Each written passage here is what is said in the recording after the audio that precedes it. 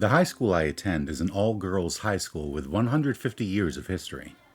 This missionary school is well known for teaching girls of the high class, but compared to the past, the religious aspects of the school has become much weaker.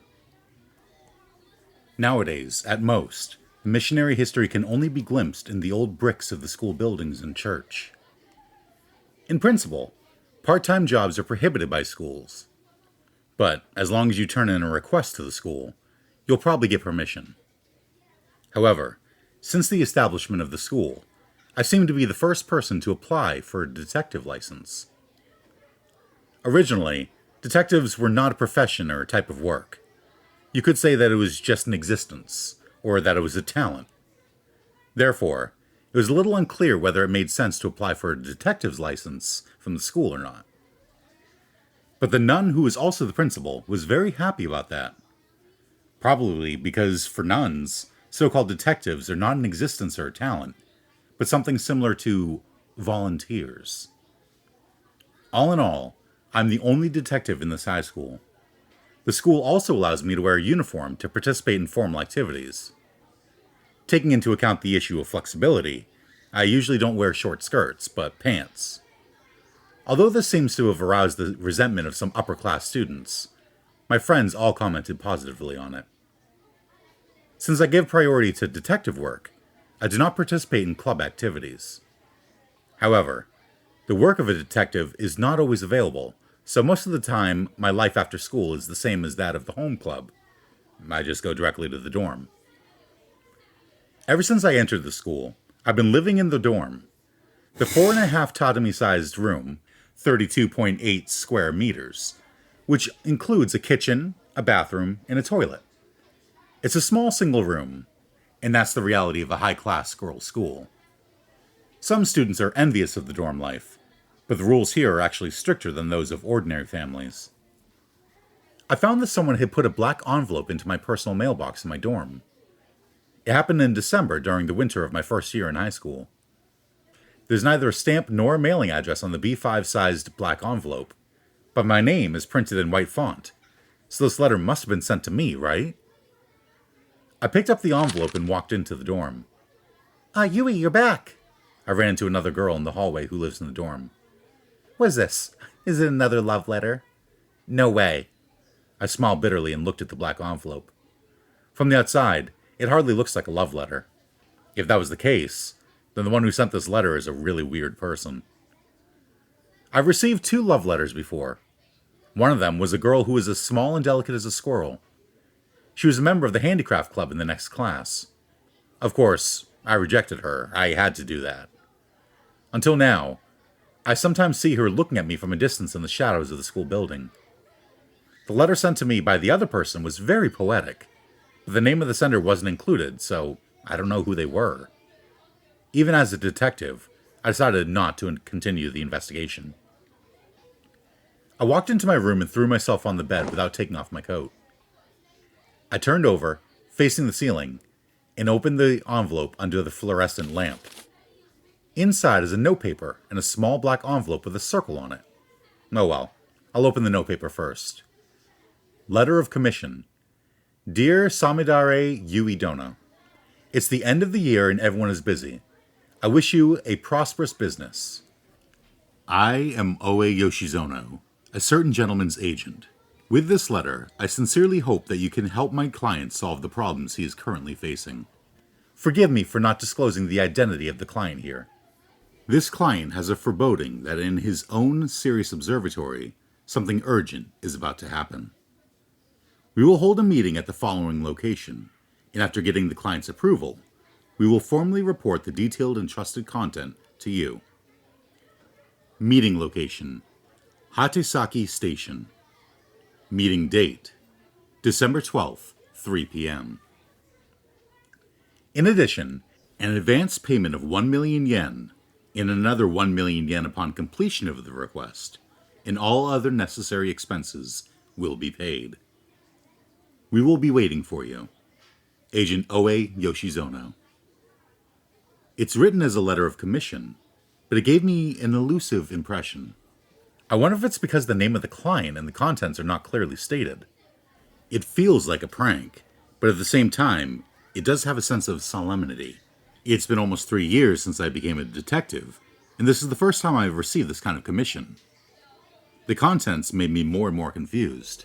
Because of this, the commission has aroused my unprecedented curiosity, which is unmatched by any previous case.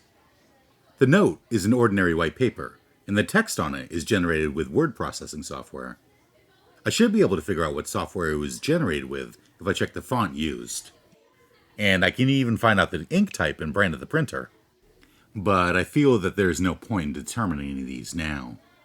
For the time being, I put the note aside and opened the other black envelope. Inside was a folded black washi paper, lined with white text written with a pen.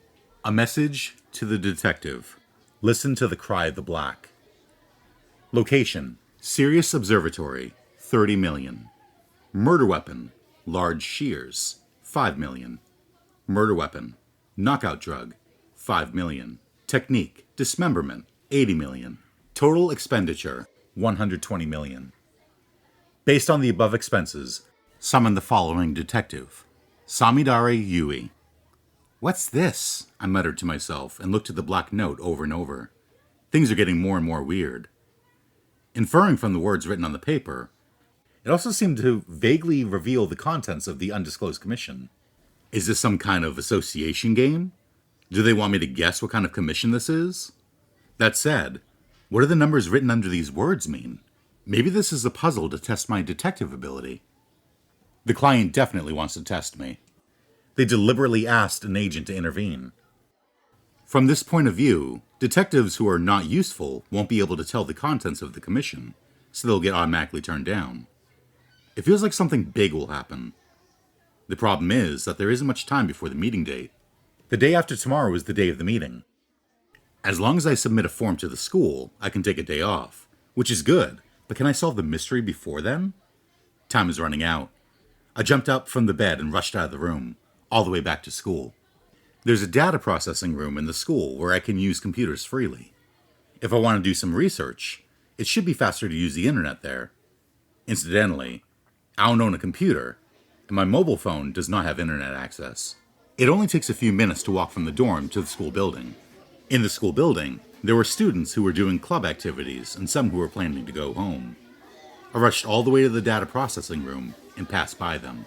In the data processing room, several students were typing on keyboards in silence. I glanced at them and borrowed one of the computers. I first tried searching for Sirius Observatory. Unexpectedly, I learned its actual situation easily. The Sirius Observatory seems to be a personal observatory belonging to a man named Kiba Ryuichiro. They say that this Kibashi became rich overnight by operating the steel industry during the post-war economic growth period. When he became too old to do business, he spent all his wealth to build a personal observatory where he lived in seclusion. Speaking of observatories, most people always think that they belong to facilities of universities or research institutions. However, some people who are interested in observing celestial bodies or stars often build observatories for personal use. The Sirius Observatory seems to be the same, the product of a hobby. So, is this mysterious client Kiba Ryuichiro? If he's connected with the post-war steel industry, then at least he should be a famous man by all walks of life. Maybe the reason why the commission cannot be made public is due to this. Regarding Kiba Ryuichiro, I also did some investigations on him, but I didn't get any interesting information, and I didn't find any relevant records to prove that he was related to any incident in the past. The information that I managed to obtain from the internet was very limited. I didn't get anything else that day, so I went back to my dorm. The next day, I was in class while thinking about the commission. Although the finals are not far away, I almost didn't listen to the content of the teacher's lecture. In a classroom full of students, I felt a sense of loneliness, as if I was the only one in another world. During my lunch break, I searched for information about Kibashi in the library. In the library of the school, some books are older than those in the nearby library. However, the short time of the lunch break wasn't enough for me to find key information. I decided to go back to the dorm after school for now. In the afternoon class, I found the scenery that I saw from the window was gloomier than usual, and the sky looked like it would snow at any time. The winter low was lingering in the east, and a negative 40 degrees Celsius cold wave was approaching from the north. No wonder my lips are so dry. During break time, I was putting on lip balm while staring blankly at tomorrow's plan in my notebook. Tomorrow was the highlight.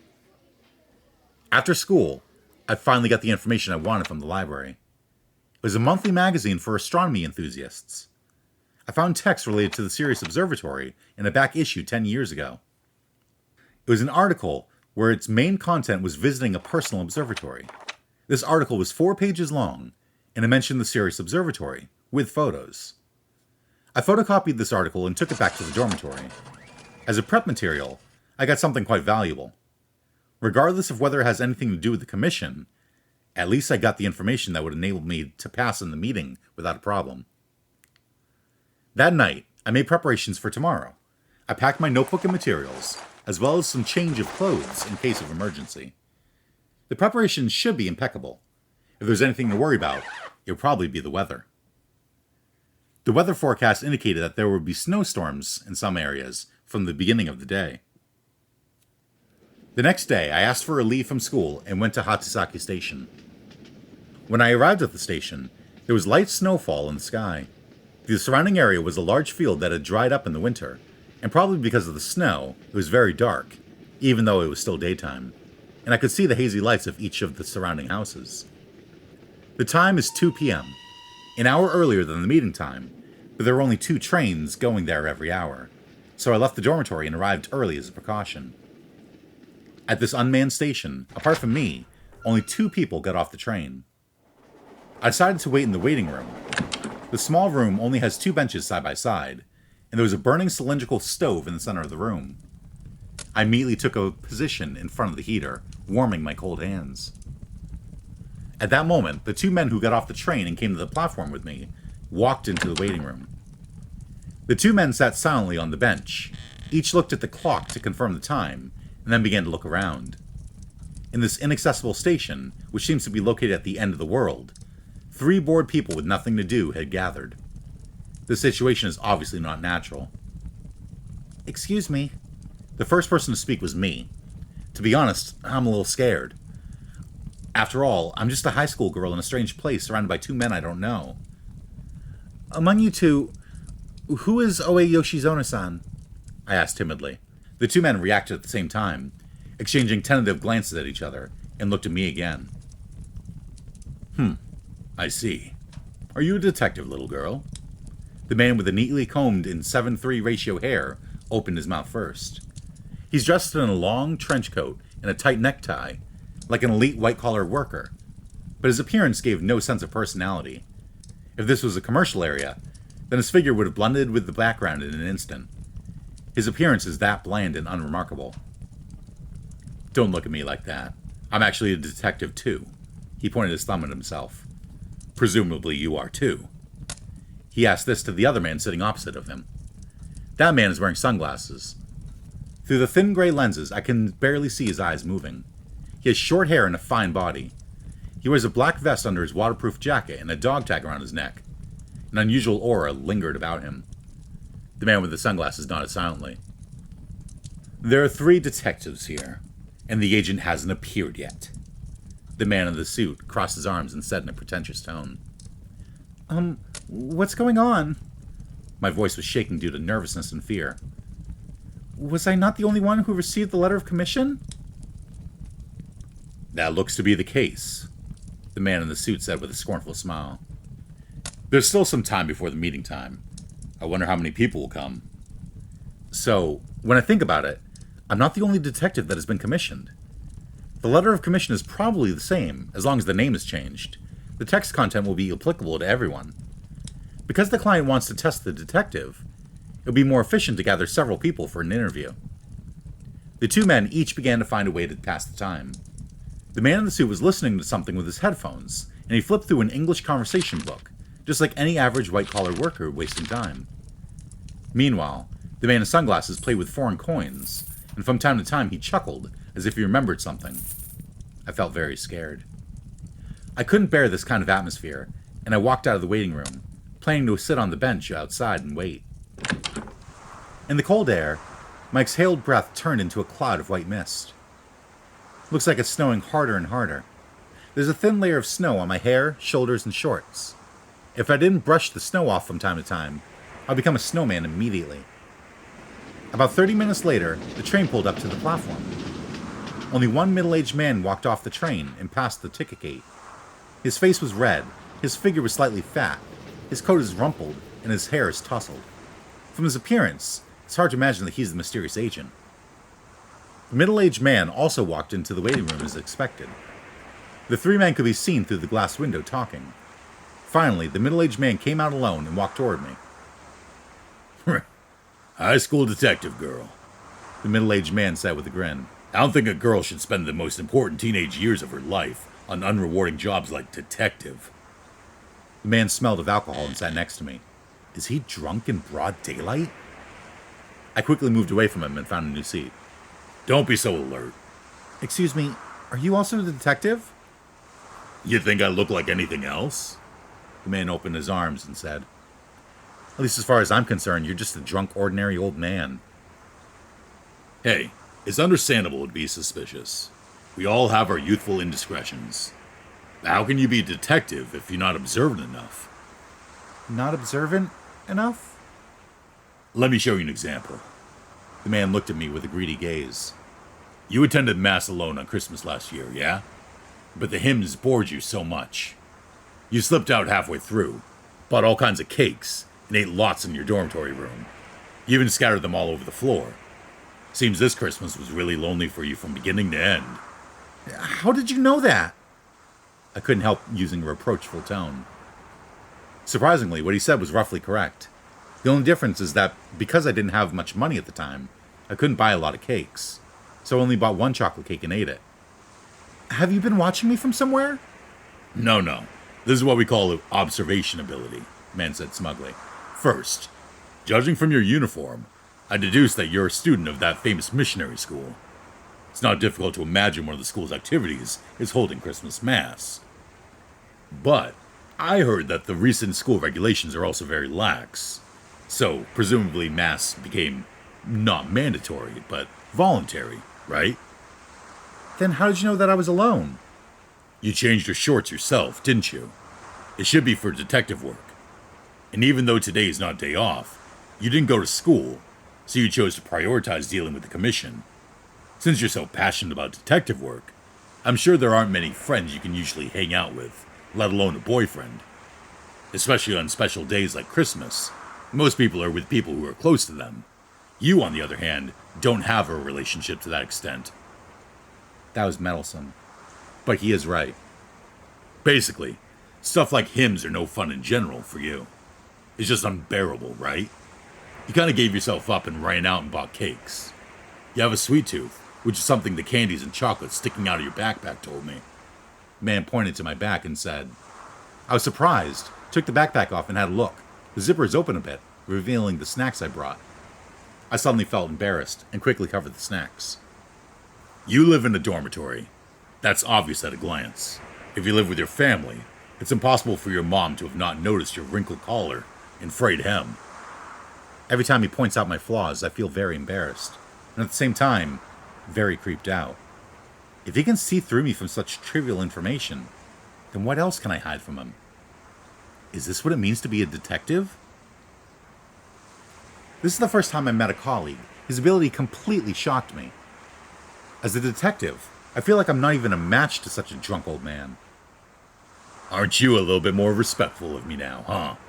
The man took out a small whiskey bottle from his jacket pocket and opened the lid.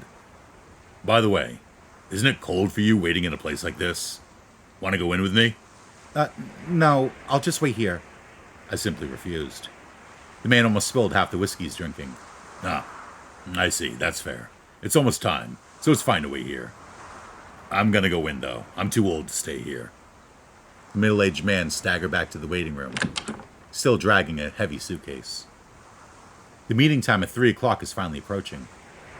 A white station wagon can be seen coming here along the field trail. It tore a gap in the gray snowy scene as it drew nearer. The vehicle stopped in front of the station. A man in a suit got out of the driver's seat. The man noticed me first and walked toward me. Are you waiting for Oe-sama? He asked. Yes, are you him? I'm from the taxi company, and Oe-sama told me to send you all to the place he designated. So we can't even meet the agent now? I began to feel uneasy about the prospects. The weather was getting worse and worse, and the people who were with me are all older men. Please get in the car. Hearing what the driver said, I got into the station wagon. I was sitting in the back seat, and I put my backpack on the side to take space, so that it's not easy for the others to sit near me. The men staying in the waiting room of the station also noticed the station wagon and came out one after another. The man in the suit got into the car first, and the man in sunglasses sat in after him. Then the drunk old man got into the car. Unexpectedly, he didn't seem picky about his seating. He sat directly behind the driver's seat, with the suitcase occupying a seat next to him. The driver came back and sat in the driver's seat. Sorry, we will wait a while before leaving. Do you feel cold inside the car? How about some hot drinks for everyone? The driver began to distribute canned coffee in his hands to everyone. My body was so cold that it couldn't be any colder, so I gratefully took the coffee and put it in the palm of my hand. Why wait a while? The man in the suit asked. Hurry up and drive. Because it's not 3 o'clock yet. There's no one in the station anymore. There's a train that arrives at 2:58. The man in sunglasses whispered as if talking to himself. There can't be anyone else coming, and even if there is, then they're late. Now, don't be so impatient. You want a shot too? The drunk uncle held out the whiskey bottle. I don't drink. The man in the suit pushed the bottle away, opened the can of coffee, and drank it. Then he took a cigarette from his chest pocket and tried to light it. Sorry, smoking is prohibited in the car, said the driver. What did you say? The man in the suit raised his voice impatiently and put away his cigarette reluctantly. I looked at these noisy adults from the back seat, drinking coffee to warm up my body. At that moment, a train pulled up to the platform. However, no passenger was visible from the outside of the train, and the two-car train was blocked from view by the station building. It didn't take long for the train to appear again, heading away through the snow. Who got off the train then? When the hour hand was pointing exactly at 3 o'clock, a girl appeared at the ticket gate. She looked so petite and frail. Who is she? In my eyes, she almost looked transparent, perhaps because her pale skin with thin pigments seemed to blend with the snowy scene. Could she be a ghost? That's impossible, right? The neatly cut bangs above her eyes flicked gently in the wind. This little movement is undoubtedly proof that she does exist. She stood quietly in the corner of this deserted and monotonous world. Maybe this is very suitable for her. But compared to the other detectives that came here, she looked extremely out of place. As soon as she saw the station wagon, she jogged over here in small steps, paying attention to the snow under her feet, and carrying a black handbag with both hands. Is she the fifth detective? That's unbelievable. The reason I say this is because the clothes she wears, the lacy shirt and black blazer, is the uniform of junior high students of the school I attended. Judging from the color of the ribbon on her chest, she's a first-year student. She stood beside the station wagon, stretching her neck to look inside the vehicle. It looked like she couldn't see what was going on in here from outside. The driver got out of the station wagon. Are you waiting for Oe-sama? He asked, and she nodded. Please get in the car. We've been waiting for you. At the invitation of the driver, she got into the station wagon.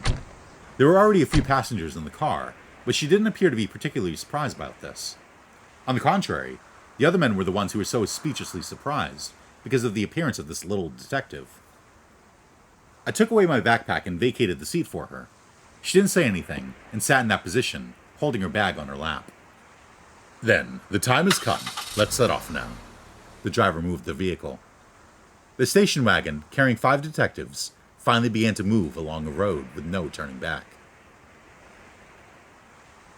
The station wagon drove on the snow-filled mountain road with no sight of any buildings or even people. "Hey, you," I whispered to her next to me. "Do you understand what it means to get in this car?"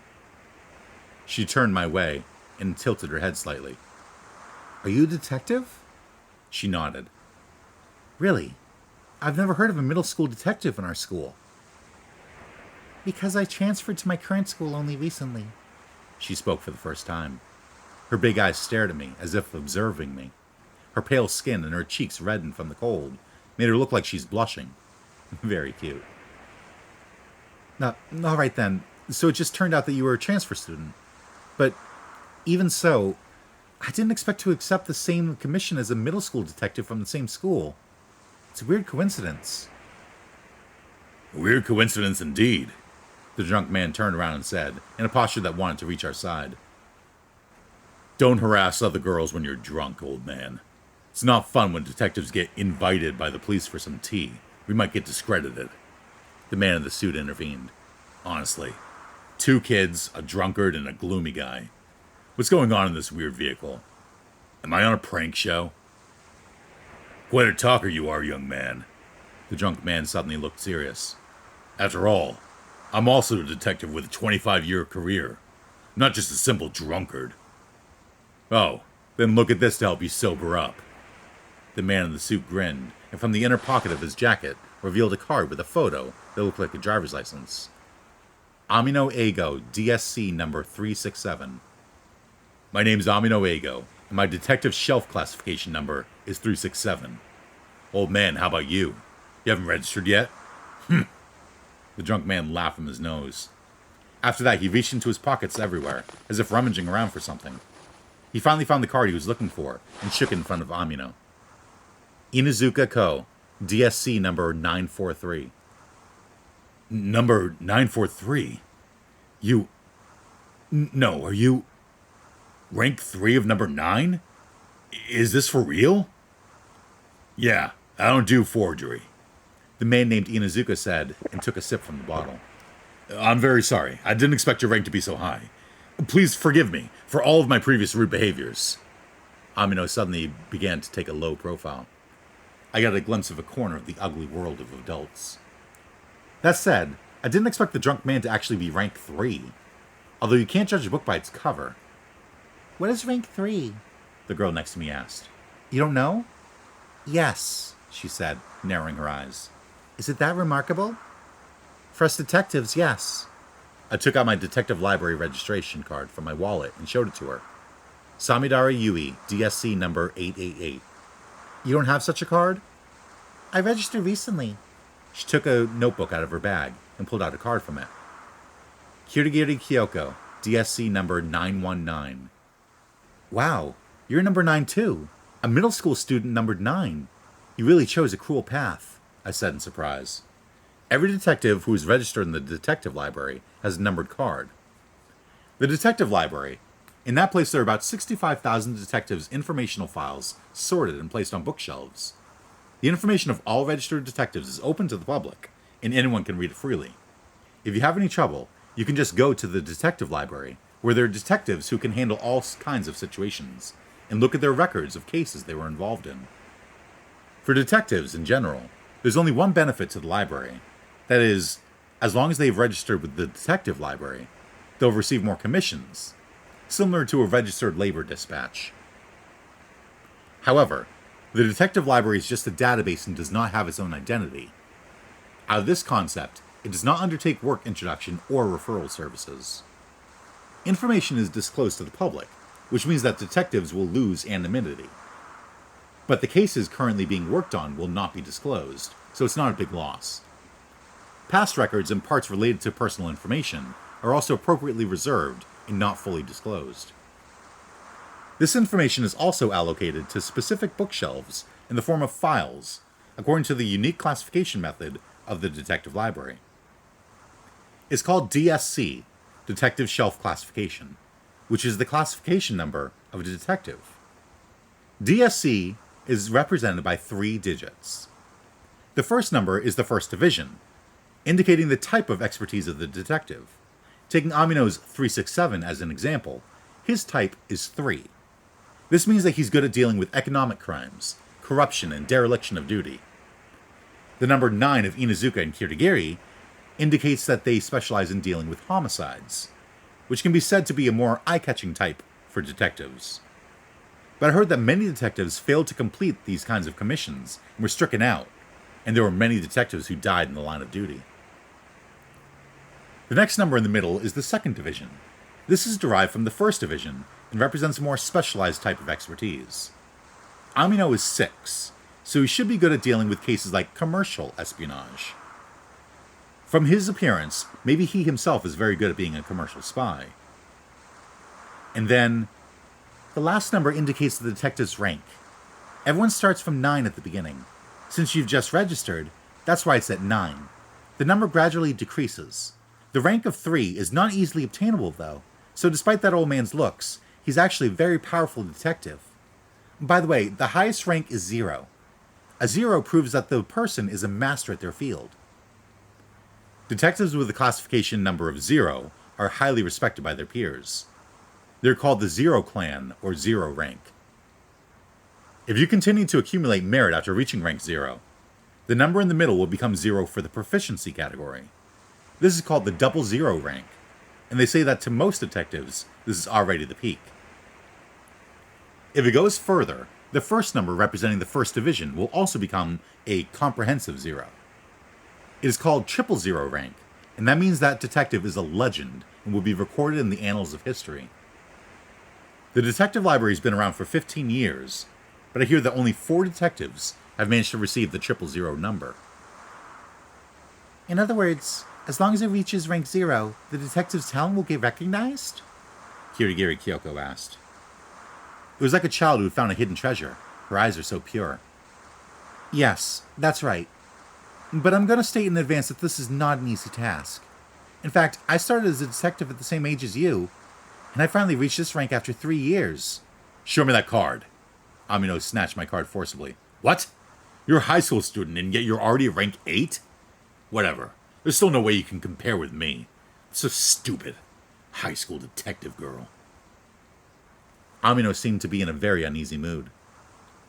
What about you, little sunglasses bro? You have a card too, don't you? Inuzuka asked the man wearing sunglasses. He remained silent, taking the card from his pocket and showing it to the others. NB Shita, DSC number 245.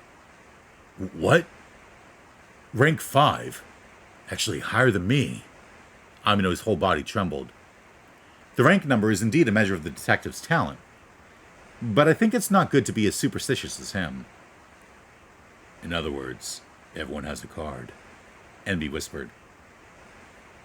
There's nothing strange about choosing detectives registered in the detective library when you want to propose a commission, Inuzuka said with a large grin. It's just that, if I were the commissioning party, I'd be looking for as many 0 ranks as possible. Indeed it is. But they may also be in the mindset of trying it out, so they chose a few more of different ranks, Amino said. He was completely respectful to Inuzuka now. Since he has the ability to investigate commercial espionage, he should be very adaptable. That's possible. After all, everyone is good at different fields, and the gentleman who's going to meet with us seems to be a rather weird person. Oh, do you know who the client is? Yeah, the detective of my rank can instantly know who the anonymous client is. Who are they then? Kiba Ryuichiro. That man is a bit well known and a bigwig in the underground world. The place we're going to now is the personal observatory he built. Isn't that right, driver-san? However, the driver did not answer anything. Maybe it's because someone told him not to answer questions beforehand. The Sirius Observatory was mentioned in the letter of commission, Amino said. What kind of place is that? Maybe Inuzuka-san knows. Didn't you even look into these things before you came here, young man? It can't be helped, I guess. Let me tell you then. Inuzuka didn't look very reluctant either. He'd been completely coaxed by Amino. The Sirius Observatory is in the shape of a pentagram when viewed from above. I heard the pentagonal part in the center is the dome observatory where the astronomical telescope is placed, Inuzuka said triumphantly. I did investigate the things he mentioned. Even I was able to learn this information simply through the press releases and astronomy magazines, so the other detectives may have deliberately pretended not to know. By the way, Sirius is the star in the constellation Canis Major. It's famous as one of the corners of the Winter Triangle. It's a very bright star. This star is actually what? Amino echoed. It looks like one star, but it's actually 2. It's a famous binary star. What? The one that's particularly bright is called Sirius A, and the smaller one is called Sirius B. Sirius B is covered by the light of Sirius A. It wasn't discovered until astronomical telescopes were developed. The name of the observatory is Sirius. Could it be that the building is also a twin structure? Quite attentive, Amino-kun. The Sirius Observatory is modeled after these stars and is made up of two star-shaped buildings, large and small. The larger Sirius A is the main building, and the smaller Sirius B is the entrance hall. It's an independent building. Judging from this strangely structured building, you can tell that the owner is a very weird guy. You really deserve to be rank 3. I didn't expect one to have investigated so thoroughly in advance. Yep. Inuzuka laughed with satisfaction. After this, his rhetoric continued. Since almost everything he said was in the astronomy magazine, I just looked at the snow-white scenery outside the car window and listened indifferently. It's probably been more than an hour since the station wagon departed. The snow outside grew stronger, and the forest was covered with white. In the midst of the narrow mountain path, branches piled with snow held up arches and hung overhead. Suddenly, the station wagon stopped in a place where there's nothing. Hey, driver-san, what's the matter? We've arrived, the driver turned around and said. I checked out the window. There's no building near the road surrounded by trees. Hey, stop playing around! Amino raised his voice. You want us to walk from here? Enby whispered. Yes, that's what Yui-Oneesama said. According to his arrangement, I'll let everyone get off here and go back. You have no reason to let us get off in a place like this. Inuzuka-sensei will also find it very troublesome. Amino yelled. Oh, I get it. Then I'll pay you extra and you'll take us to the Sirius Observatory. Okay, go ahead and reset your meter. I'm sorry, I cannot accept such a request. Are you actually refusing? Which taxi company do you belong to? Inuzuka-sensei, what do you think we should do with this guy? I think we should teach him a lesson and let him know the consequences of insulting us detectives. Hey, calm down, young man. This can be considered the client's reluctance to contact people other than detectives. It's the detective's job to understand the client's intentions. Inuzuka smiled with self-appreciation, picked up his luggage, opened the door of the station wagon, and planted his first footprint on the white snow. Your life was almost done, Amino said so viciously to the driver as he got out of the car. Then, Enby remained silent and got out of the car. He shifted his tilted sunglasses and carried the small Boston bag on his shoulder. Come on, let's get out of the car too, I urged Kirigiri. Kirigiri stood up with her bag.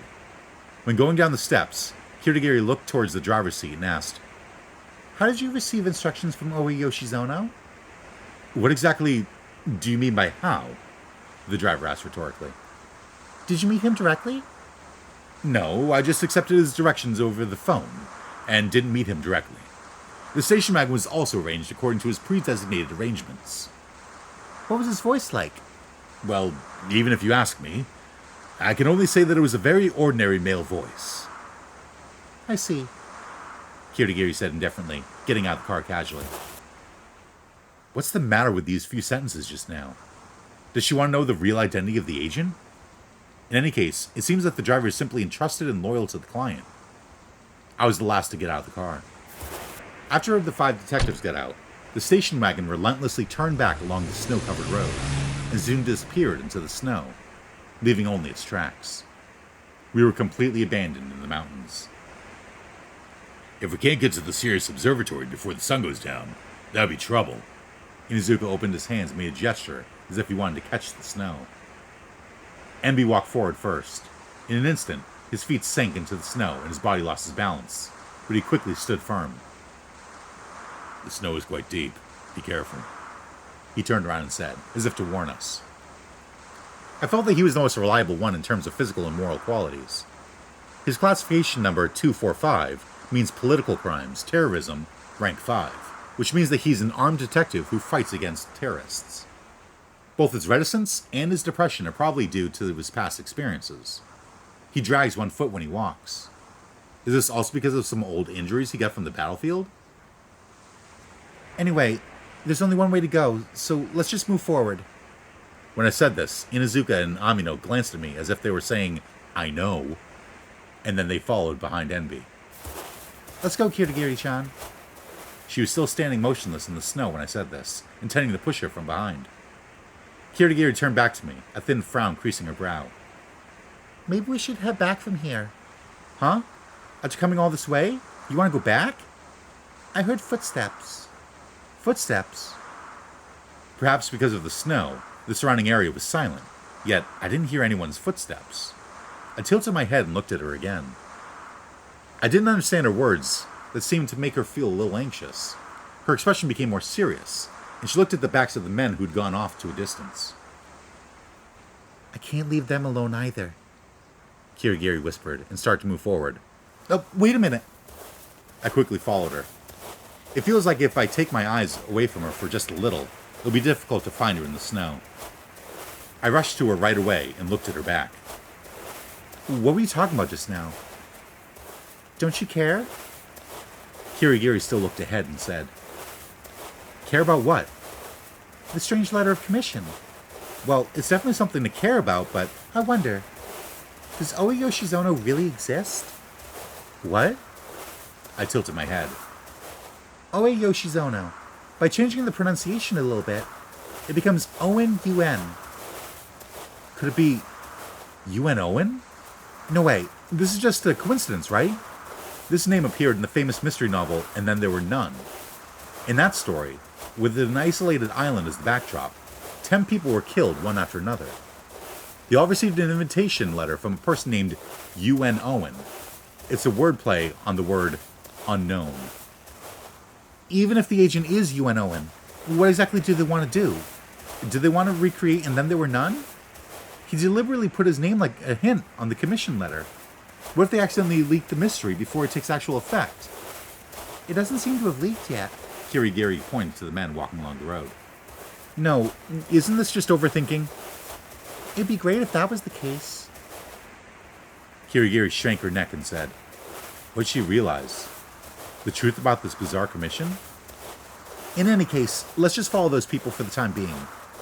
If we're left in the snow-capped mountain, we'll freeze to death before being able to accept the commission. When I said this, Kirigiri nodded in agreement and followed me. Her steps are very small. It's a bit difficult for her to catch up with me. So I walked more slowly in order to let her keep up. Hey, about you, I talked to Kirigiri. Why'd you decide to be a detective? After all, you're a detective in middle school. You should have your reasons for that. I didn't decide to be one. Huh? I was born a detective. What's this, some kind of hard-boiled story? I said half-jokingly. But to be honest, it'd be more accurate to say that she's cute-boiled rather than hard-boiled. However, she had a serious expression without the slightest smile on her face. Oh, could it be that your family's ancestral profession is detective work? Yes, Kirigiri replied briefly, blowing away the snow falling on her head. Oh, that means you're going to inherit the detective work. Yes. This time there was pride in her voice. Don't you dislike that? Dislike what? She looked up at me with an expression as if she was saying that. Even if it's an ancestral profession, why would you want to inherit it? It's detective work. There are many other choices in this world, right? Being an idol, a nurse, a baker. Everyone's been saying to me that detective work is not suitable for women to occupy. I never think based on preferences, Kirigiri replied blankly. For me, being a detective is the same as being alive. That sounds like a heavy burden. That means that's what your family's been telling you growing up. Yes, Kirigiri affirmed very simply. From the way she looks, she doesn't feel any shred of doubt about it. On the flip side, her incomparably pure and flawless eyes gave me a fragile feeling. Her family background is probably far beyond my imagination. Kirigiri seemed to want to ask something, and kept looking at me. What's up? When I asked, she immediately looked away and said, And you?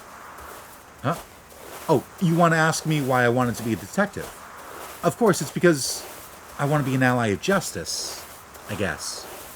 Reach out to those who seek help. Yep, this is what a detective should be. She didn't express any special reaction to my enthusiastic tone. Instead, she looked at me as if she'd seen some exotic creature. What kind of reaction is that? I'm serious. Is that so? You're the one who asked, and now you look disinterested. What's with that? I mean, you're a middle schooler at the same school as me, so why don't you act a little more like it? I'm not saying you should use honorifics, but you should be more polite to your upperclassmen. For example? Well, I thought about it a bit. We're 3 grades apart, so I don't feel like a school upperclassman to you, but more like a big sister. Then, You can call me One-chan when you talk to me. How about that? One-sama? No, it doesn't need to be so formal. Don't add sama. Just a simple chan. One-sama feels a bit embarrassing. Yui-Oneesama, don't do that. It's embarrassing. Change it to the other one. I don't think it matters what you get called, Kirigiri said with a sigh. Let's stop talking about this and move quickly. You're gonna fall behind, Yui-Oneesama. You're doing this on purpose. I couldn't help but squirm and cover my face. If this continues, this may become a memory piece that I can't bear to look back on in the future. And I feel like it could also cause public misunderstanding. Kirigiri walked ahead alone. I protested while hurriedly following her. Looking in front of me along the road, I saw that the other man had stopped and seemed to be thinking about something. I trotted with Kirigiri and caught up with them. In front of our eyes, a big sign stood. Welcome to the Despair-esque Sirius Observatory. I wonder who made this prank, but Picturesque was changed to Despair-esque with red spray paint. What's weird about this creepy implication is that we didn't care about it at the time. If you ask why, it's because of the fact that there's something more important in front of us. We've reached the Sirius Observatory. There's an arrow marking on the sign, and there's indeed a narrow path in the direction of the arrow. Could this arrow be a prank too? Amino said, crossing his arms. It's hard to imagine if the client's purpose is to put us in danger. Inuzuka was really calm. Even if this is a trap, we don't have to worry about warmth. Have lots of whiskey after all, he said, and patted his suitcase. What about the miners? Just keep them warm with your body heat. Inuzuka gave a wretched smile. For a rank 3 detective, I don't have any respect for him. A detective should be a clean and honest gentleman. Maybe that's just a stereotype after all. In any case, he's only rank 3. A detective with the number 2 or 1 is definitely much better than him. Not to mention level 0, they probably look like people from another world. The men headed by Envy began to walk along the road. If we really wait until the sun goes down, we might all be lost. The snow-covered road in the forest is getting darker and darker, and the wind is getting stronger. There was no other movement except for the few of us who walked feebly. The men didn't try to care about me and Kirigiri, who had relatively small steps, and went further and further. We had to follow their footsteps in the darkness. Kirigiri suddenly pointed to the road in front of her. Look, Yui-Oneesama, it's light.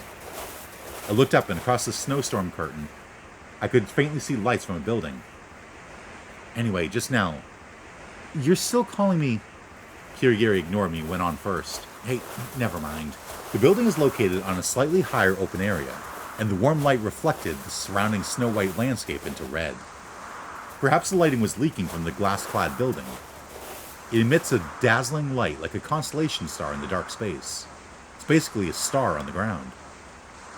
However, the wind-blown snow blurred my vision, which made its overall shape look a bit distorted like a mirage. We finally arrived at the Sirius Observatory. The Sirius Observatory is just like what Inuzuka described, or based on the data I gathered. It is a star-shaped twin-structure building. It's just that from our perspective, we can't see if it's a star or not. It looks like an ordinary flat building. The first building that greeted us was the small one, which was Building B, that imitated Sirius B. Didn't they say that it's an independent entrance hall? It's inlaid wholly with glass, so the interior is unobstructed. In the front of Building B, I can see Building A, the main building shining brightly. We rushed into Building B, and the automatic door at the entrance opened, greeting us. We finally reached a place we can use to escape the snowstorm. I patted my chest, and felt that even my heart was already cold. As soon as we entered the building, in front of us are stairs leading underground, and the door beyond the stairs is the real entrance door. This structure is really annoying, Amino complained as he smoothed his messed up 7:3 ratio hair. If we want to go to the main building, we have to go through this underground passage? In order for the main building to have rooms with far-reaching ends in all directions, it was required to not have a hallway, I said while recalling the contents of the magazine. Speaking of which, no one came out to greet us. Inuzuka walked down the stairs leading underground and stood in front of the double doors at the entrance. An intercom was installed on the wall next to it. Inuzuka rudely poked the button. However, there was no response. Lights are still on, but it looks like no one's here. Inuzuka had some doubts. Could it be that they went out because of something urgent? Weren't there no footprints near the entrance? It means that no one came in or out for a couple of hours. Ah, that's true, Amino said admiringly. First is Kibashi, and now even the agent isn't here. What's going on? Inuzuka put his hand on the door. Huh? The door's open. The door opened silently. There's no movement, Enby said after peeping carefully through the door. You guys wait here. Enby quickly dove inside, and then said, safe, out loud. After hearing the somewhat dramatic signal, we entered. No one came out to meet us. This client is becoming more and more inexplicable, Amino said impatiently. In front is an underground passage of about 20 meters. The term underground passage often gives people the impression of dark and damp, but it's different here. Underground lights are installed every few meters, reminiscent of the passage of a movie theater. At the end of the passage, there's a double door like before. There's no keyhole on this door, and it opened with a slight pull. We finally arrived at the main building. This time we walked up the stairs leading to ground level, and the extra bright light poured down from the top of the stairs. We walked up the stairs together vigilantly. Huh, so this is the Sirius Observatory. Inuzuka let out an exclamation. The first thing that caught our attention was the dome-like ceiling, the inside of which was covered with mirrors. It looks like a hemispherical concave mirror is covering our heads. Under the effect of this concave mirror, the lighting was enhanced. What's going on? It feels like I'm being thrown into a strange experimental apparatus, Amino murmured. It reminds me of Rampo's Hell of Mirrors, though that was a full sphere with all the surface on the inside covered with mirrors. Inuzuka grinned. Do you know that when it comes to concave mirrors, it's one of the indispensable props in astronomical observations? Almost all large aperture telescopes use concave mirrors. We looked stretched and deformed on the ceiling. The world reflected in the concave mirror is not only inverted right to left, but also upside down. In that twisted mirror world, we're looking down here with these distorted faces, which makes me feel uncomfortable. This mirror thing's really strange. Compared to the world we're familiar with, such a seemingly unreal world's waiting with its mouth wide open, just a stone's throw away. I didn't expect to see mirrors on the ceiling. Kiba Ryuichiroshi sure is an eccentric and romantic person. Inuzuka sounded very emotional. However, according to my information, the concave mirror on the ceiling seems to just be aluminum plates to enhance the effect of lighting and for heat preservation. From a structural point of view, the central hall has no windows, so it wasn't necessary because the owner of the building has a thing for mirrors. Reaching the top of the stairs, I was finally able to see the panoramic view of the hall clearly. The hall is pentagonal, with a door in the center of each side that leads to a room. There are a total of 5 doors, which means there are 5 triangular rooms that make up the corners of the star. There's also a round table in the middle of the hall and a small armchair next to it. An armchair is mainly a chair for one person to sit on. People call detectives who do not need to go directly to the crime scene and solve the case on the spot armchair detectives. The back and surface of the chair in front of us is covered with thick cushions and supported by wooden legs. I can imagine great detectives using this chair to think calmly. And that's everything in the hall. The most crucial astronomical telescope is missing. There should be a big telescope like the one in the picture. I hugged my arms and said. 1 year and 3 months ago, Kiba Ryuichiro was fined for tax evasion. Enby suddenly spoke. The astronomical telescope was levied to mortgage his unpaid taxes. Most things here have disappeared completely, right? This is the style of the government. The officials have always been like this. They don't care at all about the places they go to. How did you know such a thing? I asked him in surprise. You'd know it if you had investigated, he replied calmly. And also, for 2 months, this entire building was put up for sale, and a new IT company bought it. However, that company seems to be a shell company established by a certain enterprise. As for what it's hiding, I haven't found out yet. Why didn't you say so earlier? Amino had a bad tone. Isn't intelligence a commodity? What kind of idiot in this world gives out commodities for free? Despite Envy's low voice, Amino fell silent. If Envy-kun is correct, it means that this building is no longer the property of Kiba Ryuichiroshi. Inuzuka's expression was gloomy. So this case has nothing to do with that Kiba guy. Then, who is the client? Amino said in dismay. No one could answer his question. In conclusion, we can only wait for the agent named Oe to appear. With such a pretense, this commission may have been put forward by a very important person, Amino said. We looked at each other, and then our eyes began to wander aimlessly. The little doubts and uneasiness hidden in our hearts seemed to be rubbing and colliding with each other. Although it's a bit rude, since the owner isn't here anymore, let's explore this place. Inuzuka doesn't look discouraged yet. I can tell that this comes from his rank 3. He opened a door nearby and observed the inside of the room. Let's investigate the surroundings too, shall we, Kirigiri-chan? I said to her. Investigations are faster if we split up, she answered calmly, and walked deep into the hall alone. I did start to treat her as a companion, but she doesn't seem to feel that way. It made me feel like I was being taught a lesson by a younger girl. Dejectedly, I randomly found a room and inspected it. The room is the same as written in the article. The room itself is triangular, but since there's a closet on the right-hand side and a toilet and bathroom on the left, it was actually shaped like a home plate facing inward. The bed is next to the closet, and across from it is the dresser and mini-fridge. Nearly half of the two sides of the triangle are inlaid with glass, which seems to be designed as a lookout window. However, when I opened the curtains and looked out, I could only see white snowflakes flying in the dark forest. Even in the daytime or when it isn't snowing, the view would probably not be so good. These windows weren't designed for people to look at the ground, but to look at the stars. In the innermost part of the room, near the tip of the triangle, there's an astronomical telescope. This telescope is not as huge as the one that got expropriated. This is probably for personal use. Having said that, compared to usual astronomical telescopes that come to mind, this telescope is larger. Probably with a large aperture, its price must be just as large. After I opened the curtains, I tried to look into the eyepiece of the telescope, but only the dim darkness was reflected inside, and the stars were naturally not seen. With a little effort, I changed the direction of the astronomical telescope and pointed the front end of the telescope into the room. Looking inside, I can see the hall from the open door. However, the vision is extremely blurry. Started playing so soon, huh? A giant monster appeared in the lens. I let out a short scream and removed my eyes from the astronomical telescope. Inuzuka was standing at the entrance of the room. Don't shout like that.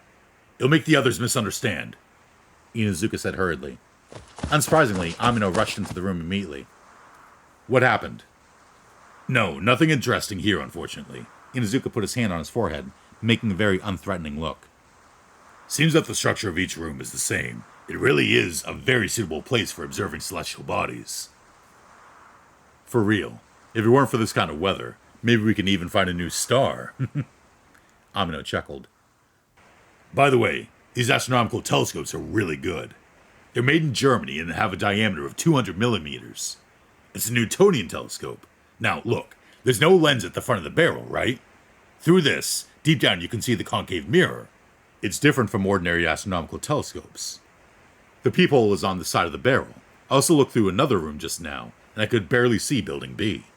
Amino happily picked up Inuzuka's words. Yes, the ordinary astronomical telescopes you're talking about refer to the more common refracting telescopes. That type uses lens to form images in the lens barrel. For beginners, this type of telescope must be easier to use, because the position of the stars is in a straight line with the direction of looking. Inuzuka, with a drunken tone, kept showing off his knowledge of telescopes. I lost interest in the astronomical telescope and went to look at the closet and bathroom, but found nothing of interest there. At the same time, this kind of reflective telescope can be bought at a low price with a large aperture telescope, because it doesn't use a lens, but a concave mirror. The image reflected on the mirror surface is reflected laterally by the internal mirror, so that the eyepiece is on the side of the lens barrel. This was invented by Newton. You're so familiar with astronomical observation, Inuzuka-sensei.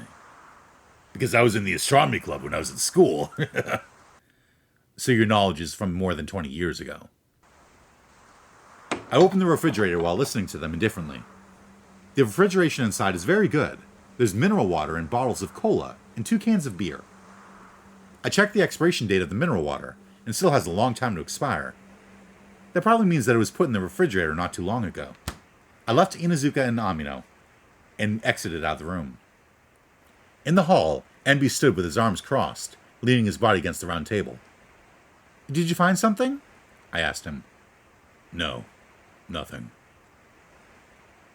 I also looked into the room over there. There was nothing in it. Mysterious codes, books with missing pages, nothing of that sort. We weren't called to hunt for treasure, Enby sighed. At this moment, Inuzuka and Amino returned. We lifted up all the sheets, looked through the telescopes, and turned on the showers. There was nothing suspicious. Of course, the mysterious agent didn't seem to be there either. After that, Kirigiri came out of another room. She just shook her head. Nothing. What should we do, Inuzuka-sensei? We can't just walk back in such heavy snow. My cell phone, unsurprisingly, there's no signal. But there seems to be no phones here either, so there's no way to ask for help. No. It's still too early to decide to leave this place now. Maybe the agent will appear. Inuzuka still said with a carefree expression on his face. Will the agent really show up? Amino finally began to doubt him. We were summoned to this place. Could it be an attempt to commit a crime? Is this a trap? Can we stop thinking about the letter of commission? Enby whispered. Yeah, I agree with Enby-kun, Inuzuka said. Maybe the client's plan is exactly what's making us think that way. Maybe the interview has already started. It's a competition of patience. If you want to pass the test, you must strictly follow the instructions in the letter of commission. Maybe that's the case. It'd be great if that's all it was, Amino muttered solemnly. Anyway, we can't look back anymore. We need to be mentally prepared to stay here for the night. There are 5 rooms for all of us, after all. You plan to sleep in such a place? So you want to go back alone, Amino-kun? In this case, I'll not only have one less competitor, but also no one to sing praises for me. Inuzuka smiled calmly and walked through the hall. I'll just borrow the room here. Inuzuka chose the room himself and closed the door behind him. Seeing the scene, Enby also entered a nearby room and closed the door silently. There's something wrong with them for sure. Amino put his thin briefcase on the table with a thud. If I'd known things would turn out like this, I would have prepared more before coming here. This is all I brought, and I don't even have a change of clothes. Kirigiri and I could only look at him sympathetically. Do you girls plan to stay too? There's no other choice. It's impossible to go back, at least until dawn, I said. Hey, why don't the 3 of us go together to find if someone is nearby? This commission has given me a bad feeling. If the 3 of us go out together, maybe we can find someone to ask for help. We should get out of here as soon as possible, don't you think? Even though I too have a bad feeling, I think it's still better here than going out. You'll definitely die running outside in such a snowstormy night. You'll regret it. You won't know which is better until you get the results. Amino said a little bit arrogantly, grabbing the briefcase and entering an empty room. The sound of him slamming the door reverberated in the hall. This is annoying, I said to Kirigiri. Her face was still bloodless. I didn't sense what she was thinking through her eyes. She just stared at the walls of the hall. Are you okay? Yeah. Did you bring a change of clothes? It's okay to go a week without a change of clothes. No, I think it's better for you to treat this as a problem. I anticipated that this might happen a long time ago, so I brought a change of clothes. Because when I saw pictures of the Sirius Observatory in the magazine, I suspected that during the interview, I might have to spend the night there. My prediction came true.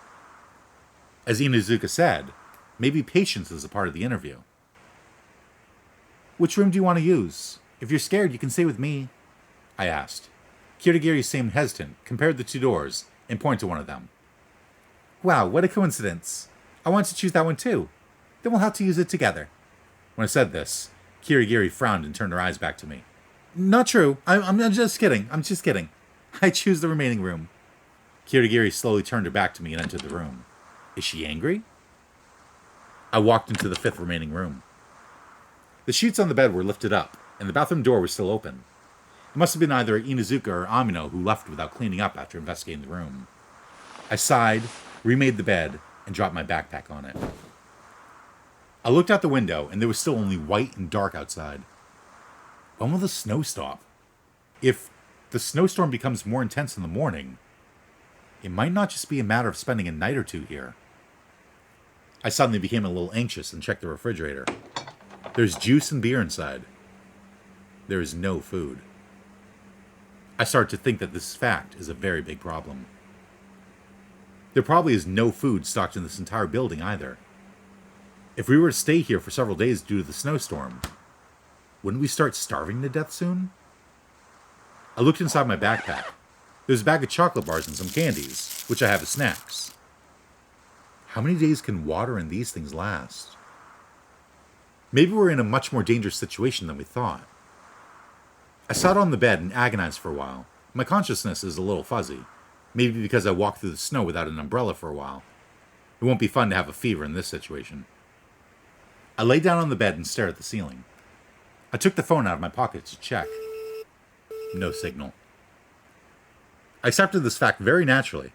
How could a cell phone get a signal at a time like this, when we detectives are gathered in a snow-blocked building? A mysterious letter of commission. What on earth is going on?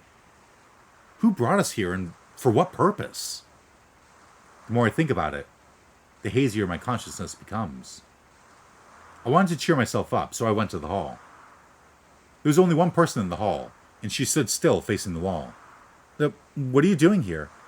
I asked. She turned back as if she wanted to say something. Directly opposite her on the wall is a built-in cupboard with the lid open. Ooh, what'd you find? The inside of the cabinet is lined with strange things that resemble switches.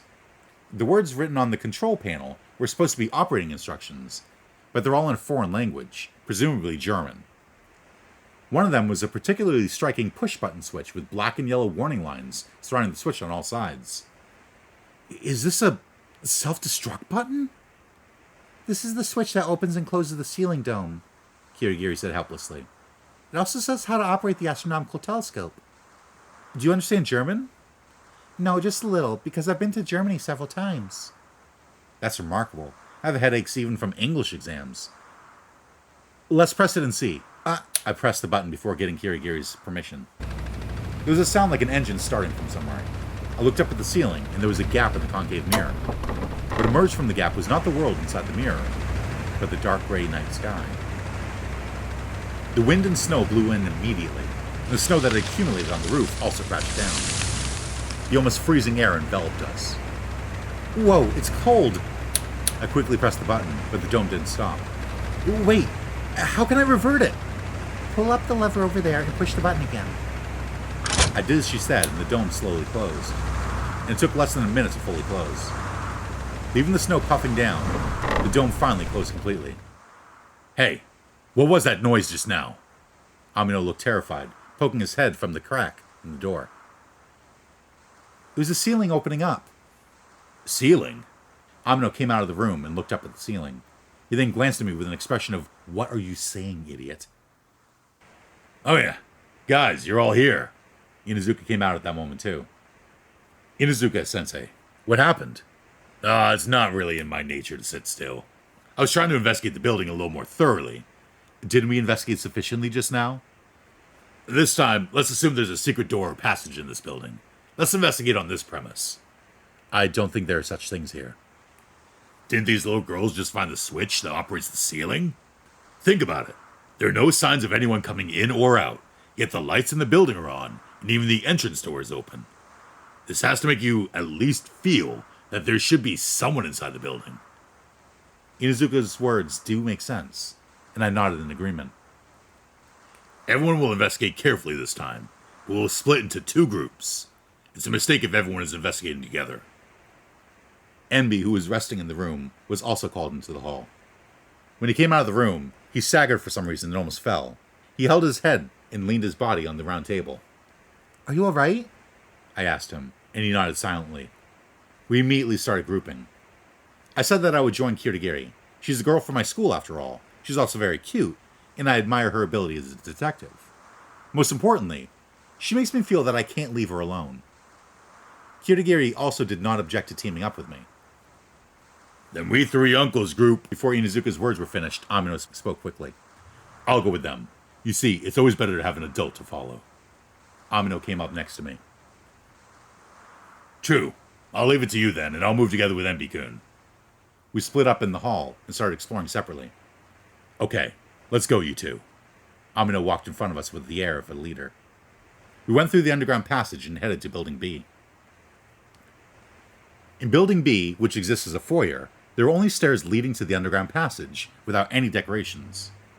Almost every wall is inlaid with glass, so it's impossible to have any switch in the wall. Good grief. I'll leave the investigation to you. Let me know when it's over. Amino leaned back against the railing, took out a cigarette and a lighter from his suit pocket, and started smoking leisurely. So he teamed up with us to be lazy. Adults are really devious. Although I had a lot to say, I ignored him for now and reinvestigated the automatic door at the entrance. There are still traces of our entry in the snow outside, and these footprints are slowly being concealed by the snow. There's no new footprint of anyone intruding after that. Since there was nothing else to investigate in Building B, we immediately decided to return to the underground passage. Should we lock the entrance door?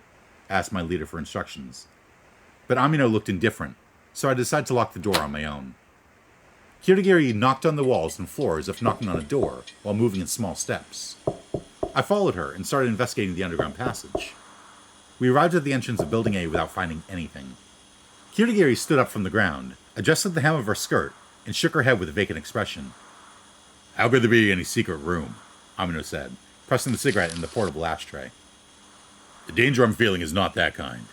Something more like... Amino grumbled as he walked up the stairs to the main building. He suddenly stopped in the middle of the stairs, looking up at the ceiling in confusion. Damn it. Why am I a little dizzy? When we returned to the hall, Inuzuka and Enbi were still exploring the guest rooms, and they were now investigating mine. What are you doing in someone else's room without permission? I scolded them in a panic, but the two had a matter-of-fact look on their faces as they continued to investigate under the bed and the bathroom. No one's going through your stuff, don't worry. After searching the interior for a while, the two came out of the room. Yep, there's nothing. Structurally speaking, if there is a secret passageway, it can only be under a bed, but there's nothing suspicious anywhere. Inuzuka came to a conclusion. We gathered around the round table, each showing a tired expression, not knowing where to start. We all had questions that we wanted to blurt out, but everyone knew that no one here can answer these questions. Maybe it's true that there was no commission at all to begin with, right? Enbi said. We were completely caught in the enemy's trap. Someone randomly selected a few detectives from the detective library, wrote letters of commission, and called us into this empty building. The client is most likely a criminal who takes pleasure in crime. A trap, Inuzuka said seriously. I don't know why, but his face got a little pale.